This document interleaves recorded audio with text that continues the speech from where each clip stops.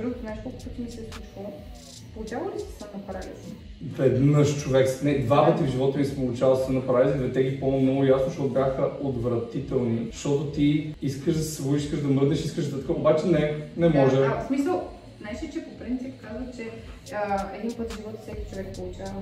Човек, отвратителен експеримент. Много е гадно. Аз само веднъж съм получавала и като принцип, нали, трябва между секунди и минути, за щастие при мен беше 4-5 секунди. Поне в главата ти, така се чува. Да, обаче направо... Да, не е прекалено дълго, сигурно не е повече от 3... Няколко секунди. При мен е повече, веднъж беше около 2-3 минути. Това пък не е малко, стига. Обаче, може би е това, което ние помним.